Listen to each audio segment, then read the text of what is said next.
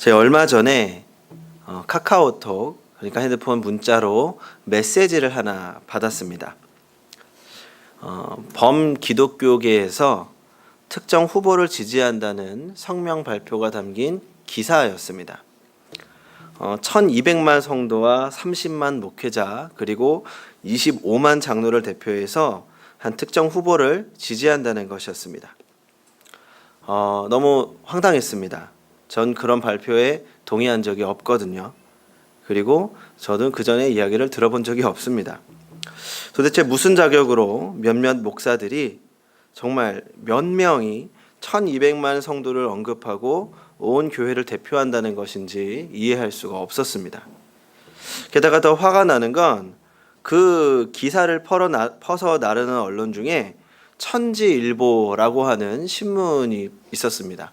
거기서 굉장히 급속도로 빨리 그것을 퍼뜨리더라고요. 그런데 이 천지일보는 신천지에서 운영하는 인터넷 신문입니다. 그러다 보니까 교회에 불이익이 될 만한 기사는 가장 빠르게 전파합니다. 안 좋은 얘기는 가장 빨리 기사로 띄우죠. 그래서 천지일보 기사는 보실 필요가 없습니다.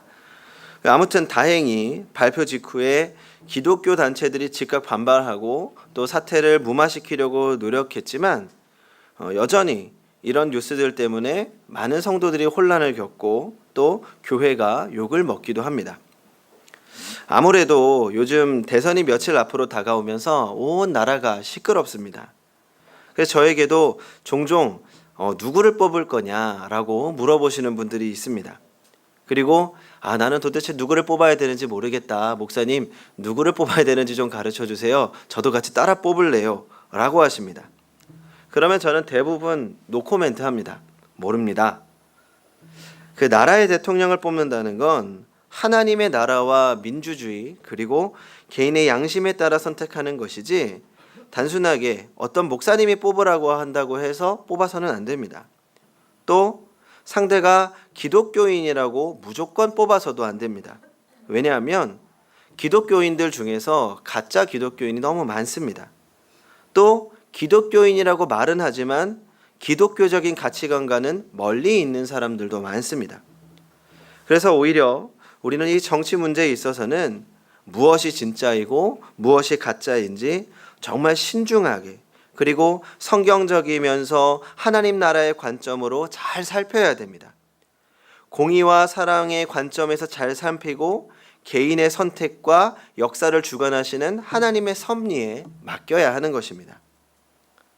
오늘 제가 민감한 정치 문제로 말씀을 시작해서 좀 놀라신 분들도 계실 것 같습니다.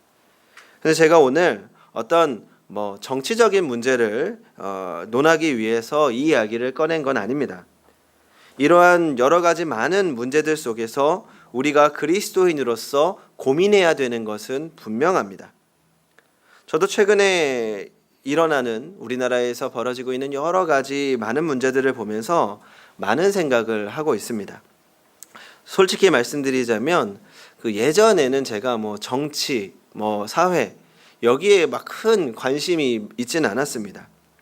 선거를 할 때에도 누가 대통령이 되든지 누가 국회의원이 되든지 변하는 것은 없다고 생각했습니다. 다 그놈이 그놈 같아 보이더라고요. 그리고 어차피 어려운 환경들은 내가 극복해야 될 문제라고 생각했습니다. 아무리 환경이 어려워도 내가 열심히 하고 내가 중심을 잃지 않으면 어려운 환경 속에서도 충분히 의미 있는 삶, 그리스도인의 삶을 살 수 있다고 생각한 겁니다. 그런데 제가 아이를 낳고 나서 좀 달라졌습니다. 사회를 보는 눈도 달라지고 미래를 보는 눈도 달라졌습니다. 이제는 내가 사는 세상이 아니라 내 아이가 사는 세상, 내 아이가 살아갈 세상에 관심이 생긴 겁니다. 나는 내가 감당할 수 있는 어려움이지만 내 아이는 감당하지 않았으면 좋겠습니다. 나는 충분히 겪을 수 있고 충분히 극복할 수 있는 문제지만 내 아이는 그런 문제들을 겪지 않았으면 좋겠습니다. 그래서 제가 이번 대선을 지켜보면서 기도하고 있는 것이 있다면 하나님의 정의와 섭리를 통하여서 이 나라가 새로워지고 우리 아이들이 사랑받고 또 사랑할 수 있는 나라가 되게 해주십시오라는 겁니다. 전 이 기도가 우리 믿음의 선배 그리스도인들 부모님들의 중요한 기도라고 생각합니다. 성도 여러분, 예수님께서는 이 땅에서 두 가지를 이루고자 하셨습니다. 첫 번째는 영원한 하나님의 나라를 소개하고 복음을 전하는 겁니다. 하지만 예수님께서 이 땅에서 전하신 예수 그리스도의 복음은 추상적인 믿음과 영생에만 있는 것이 아닙니다. 예수님께서 이 땅에 오셔서 영원과 사랑을 외치신 것 외에 가장 강력하게 말씀하신 것이 있다면 그동안 이스라엘의 역사 가운데 쌓여있던 바리새인들과 서기관들의 고착화된 신앙과 그들로 인하여서 무너진 신앙, 변질된 사회, 그리고 모든 사회의 문제들까지 들추어서 비판하고 변화를 위해서 노력하신 겁니다. 예수님께서는 다가올 하나님의 영원한 나라에 대해서 선포하시면서 지금 당장 하나님의 나라를 이 땅에서 어떻게 이루어가야 할 것인지를 말씀하셨습니다. 그렇다면 우리 그리스도인들에게는 두 가지 책임이 있는 겁니다. 첫 번째는 예수 그리스도의 복음, 이 땅에 영원한 생명, 하나님의 나라를 전하는 것. 그리고 두 번째는 지금 당장 이 땅에서 하나님의 나라를 이루어가야 한다는 겁니다.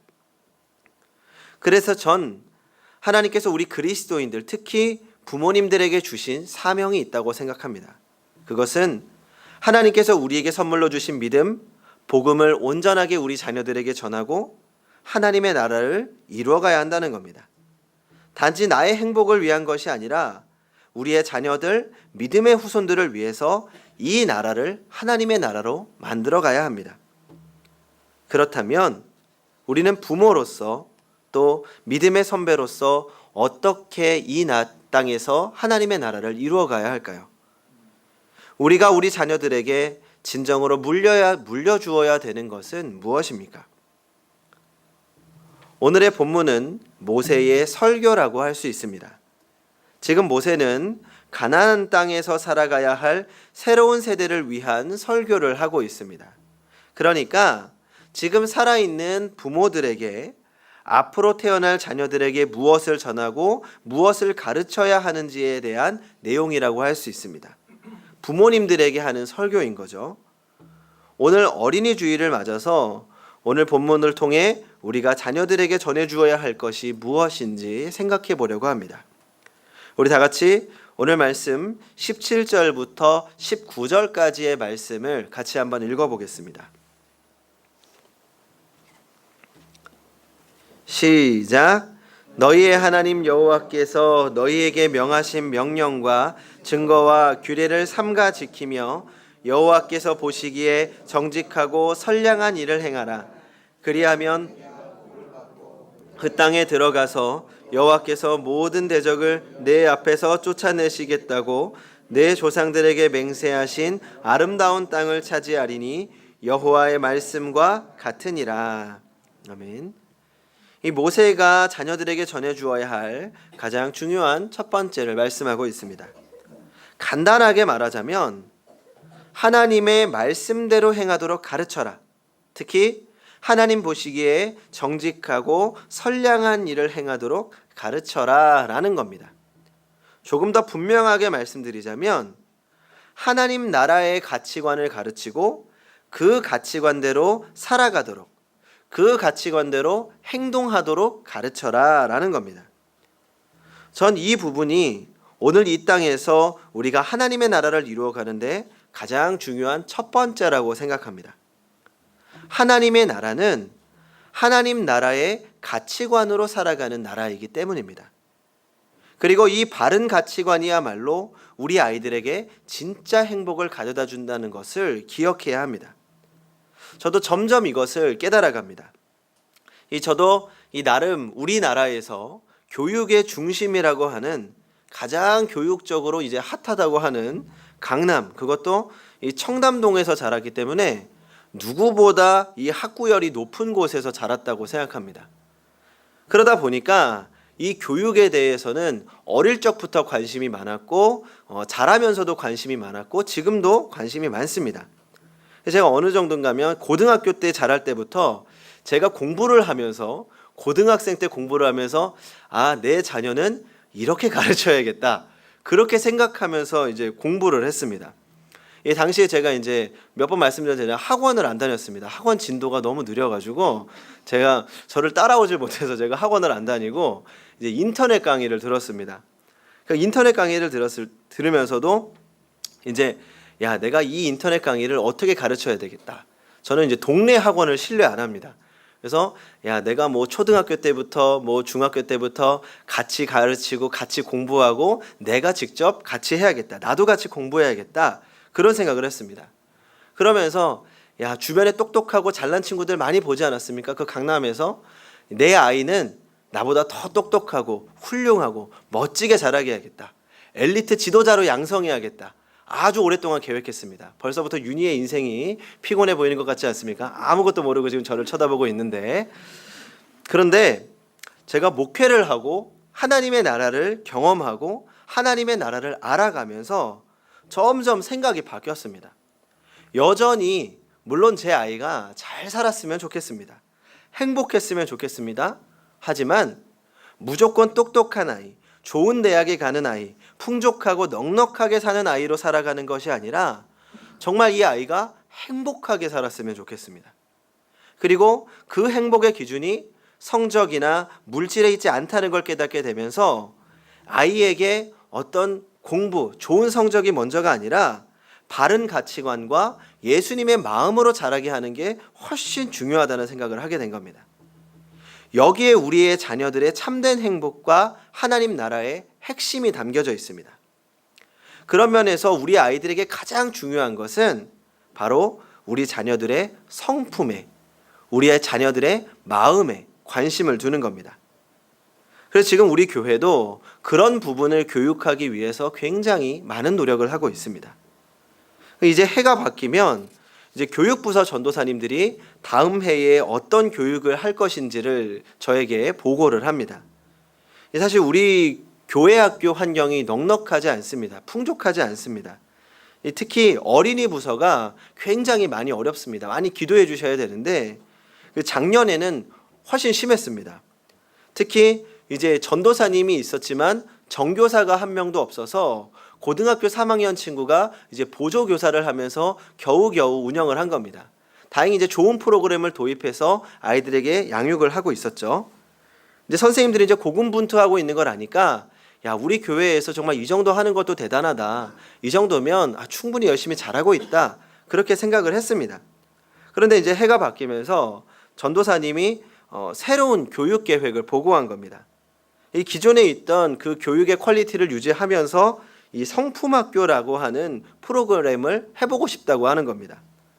사실 제 이제 목회 철학 중에 한 가지가 있다면 전도사님들이 하고 싶은 건 마음껏 할 수 있게 해주자라는 생각이었습니다.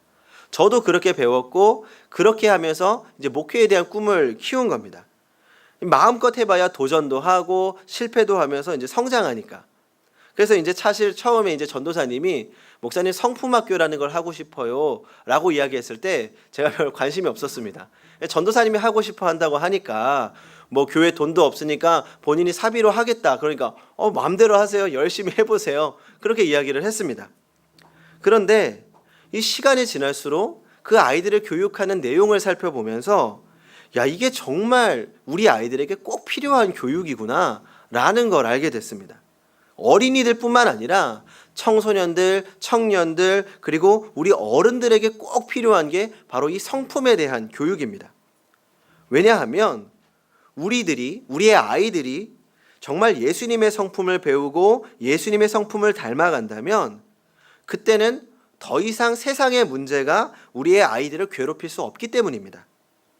예수님의 성품으로 살아간다면 세상의 아이들을 이길 수 없습니다. 온유함과 인내로 문제를 극복해 나가고 겸손함으로 사람들에게 사랑받고 견고한 믿음으로 실패를 두려워하지 않고 절제로 스스로를 통제하며 주어진 환경에 만족함을 느낄 수 있는 겁니다. 우리 자녀들의 행복은 성적이 아니라 성품에 있습니다. 아이들에게 이런 바른 가치관을 심고 온전한 예수님의 성품을 배우고 가르칠 수 있다면 그때부터는 아이들이 어떠한 환경 속에서도 하나님의 나라를 경험하면서 살아갈 수 있습니다. 그리고 그 아이가 있는 곳이 하나님의 나라가 되는 겁니다. 제가 말은 쉽게 했지만 참 쉽지 않죠. 어릴 적에야 부모님 말이 최고라고 생각하면서 듣겠죠. 하지만 세상이 그렇게 가르치지 않습니다. 교회에서 배운 것들, 부모님에게 배운 것들과 세상의 가치관이 부딪히면서 혼란이 찾아옵니다. 그리고 힘들어합니다. 지난주 제가 말씀을 전하면서 우리 청년들이 지금 회사에서, 직장에서, 학교에서 굉장히 많이 힘들어한다고 말씀을 드렸습니다. 그 어려움의 이유도 마찬가지입니다. 세상의 가치관과 그리스도인의 가치관이 충돌할 때, 그리스도인의 가치가 무기력하게 느껴질 때 그때 혼란과 어려움이 찾아오는 겁니다. 그래서 우리가 가르쳐야 할 더 중요한 것이 있습니다. 오늘의 본문을 다시 더 깊이 살펴보겠습니다. 앞서 오늘의 본문은 이스라엘의 자녀들에게 가르쳐야 할 것들을 이제 모세가 설교로 풀어낸 것이다 라고 이야기했습니다. 특히 이 지금 부모님들이 가르쳐야 할 이스라엘의 자녀들은 완전히 새로운 세대입니다. 그러니까 이 애굽에서 탈출했던 출애굽 1세대는 모두 광야에서 죽게 되고 이제 새로운 2세대, 신세대가 가나안 땅에 들어가서 살게 되는 겁니다.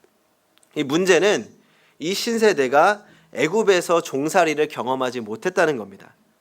이 신세대는 노예 생활의 고달픔을 알지 못했고 10가지 재앙과 홍해가 갈라지는 기적을 체험하지도 못했습니다. 이 광야에서 하나님께서 40년 동안 인도하셨던 그 수많은 기적과 은혜를 직접 체험하지 못했습니다. 그런데 이 아이들이, 이 사람들이 가나안 땅에 들어가서 다른 사람들과 다른 문화 속에서 다른 삶을 살게 됩니다. 그러니까 내가 살고 있는 이웃 나라와는 전혀 다른 유월절을 지키고 맥추절을 지키고 안식일을 지키고 음식을 구별해서 먹어야 되고 완전히 다른 문화 속에서 유대인의 문화를 지키면서 살아가야 되는 겁니다. 그러면 자연스럽게 우리 자녀들이 이런 질문을 하게 됩니다. 우리 20절을 같이 읽어보겠습니다. 시작. 후일에 내 아들이 내게 묻기를 우리 하나님 여호와께서 명령하신 증거와 규례와 법도가 무슨 뜻이냐 하거든. 무슨 질문입니까? 정체성에 대한 질문입니다. 왜 우리가 이렇게 살아야 되는가 질문하는 겁니다. 왜 우리가 신앙생활을 해야 되는가 라는 겁니다. 이렇게 살아야 하는 이유와 목적을 질문하는 겁니다. 이스라엘의 신세대 입장에서는 당연한 질문이겠죠. 특히 이스라엘 사람들은 우리가 본 본문의 조금 앞을 보시면 신명기 6장 4절부터 9절까지를 굉장히 엄격하게 실천했습니다. 쉐마라고 하는데 이건 좀 잘 아시겠죠. 6장 7절을 보시면 집에 앉아 있을 때나 길을 갈 때나 누워 있을 때나 일어날 때나 부지런히 말씀을 가르쳤습니다. 말씀을 손목에 메고 미간에 붙이고 문설주에 기록하면서 가르쳤습니다. 물론 자녀들 입장에서 얼마나 이게 귀찮았겠어요. 하루 종일 신앙교육 하는 겁니다. 그러니까 어릴 때는 아이들이 뭣도 모르고 부모님이 시키는 대로 손목에 말씀 메고 다니고 부모님들이 시키는 대로 이마에 성경 써서 다니고 그렇게 하다가 어느 정도 크니까 내가 왜 이렇게 하고 있는 거지? 왜 이렇게 귀찮은 걸 해야 되는 거지? 엄마 아빠 왜 우리가 이렇게 해야 돼요? 질문하는 겁니다. 저도 윤희가 나중에 커서 저에게 이렇게 물어보면 어떻게 대답해야 될까 고민해 봤습니다. 분명히 물어볼 겁니다. 아빠, 왜 나는 이렇게 살아야 돼요? 왜 이렇게 하지 말라는 게 많고 왜 이렇게 해야 되는 게 많아요? 목사 아들이라서 그래요? 왜 나는 늘 손해봐야 돼요? 그러면 이걸 논리적으로 설명해야 되나 어떻게 해야 되나 고민하는 겁니다. 그런데 오늘 본문에서 모세가 이에 대한 대답을 분명하게 제시하고 있습니다. 첫 번째로 21절을 같이 한번 읽어보겠습니다. 시작. 너는 내 아들에게 이르기를 우리가 옛적에 애굽에서 바로의 종이 되었더니 여호와께서 권능의 손으로 우리를 애굽에서 인도하여 내셨더니. 옛날에 무슨 일이 있었는지를 가르쳐 주라는 겁니다. 역사 교육을 시키는 거죠. 뿌리 교육을 시키는 겁니다. 우리도 자녀들에게 역사 교육 시켜야 됩니다. 뿌리를 잃어버린 나라는 희망이 없습니다. 그런데 단순한 역사가 아닙니다.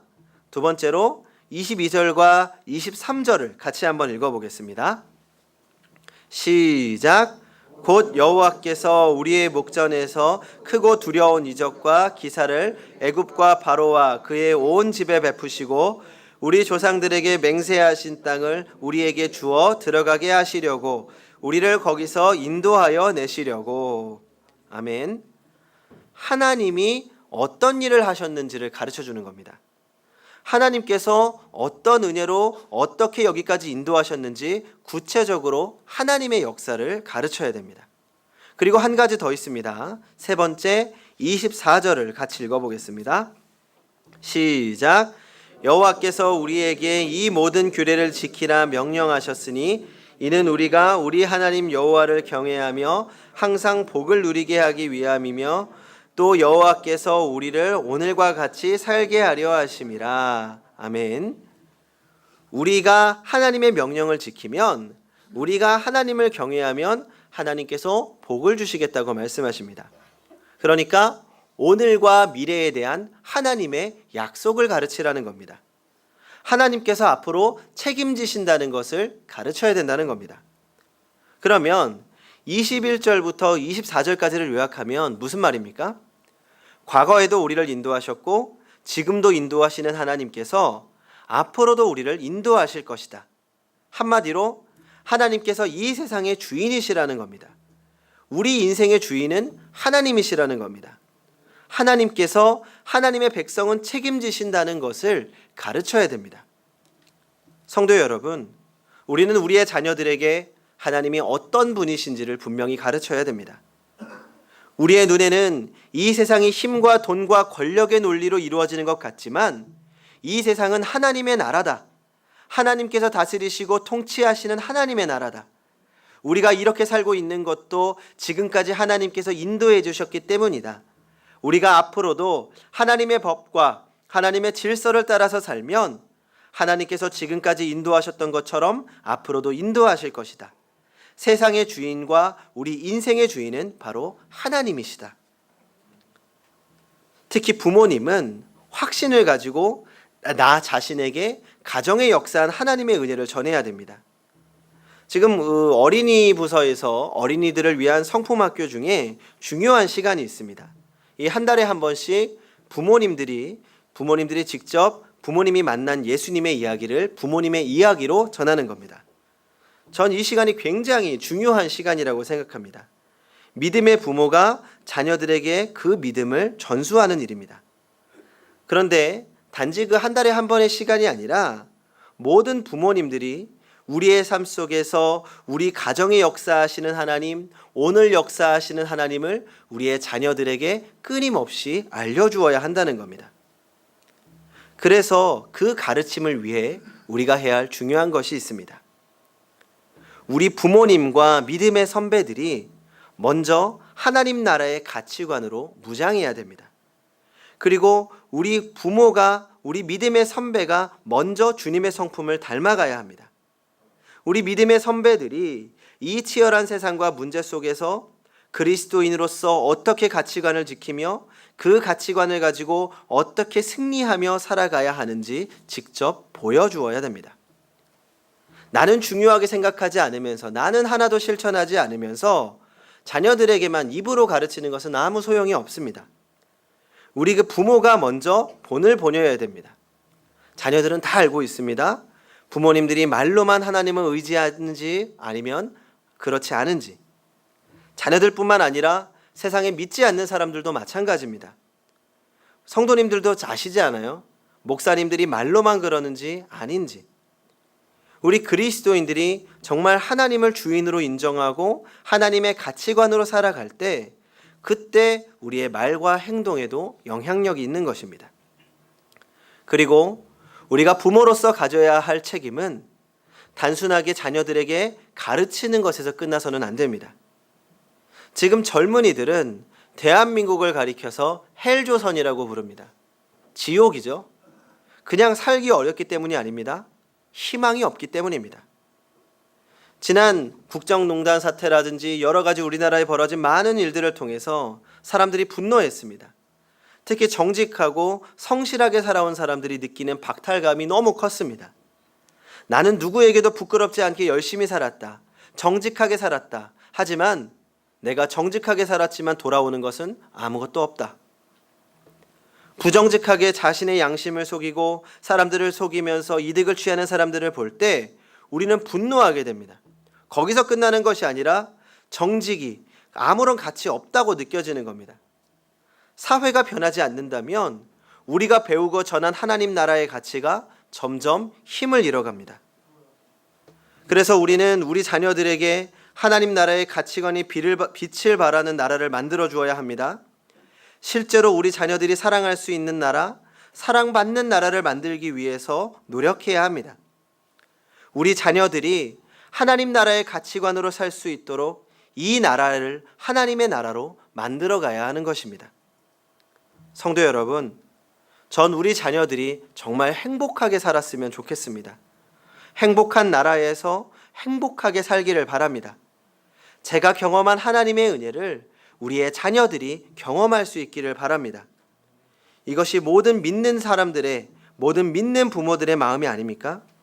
그러므로 우리의 자녀들을 위한 하나님의 나라를 만들어 나가는 성도님들이 되시기 바랍니다.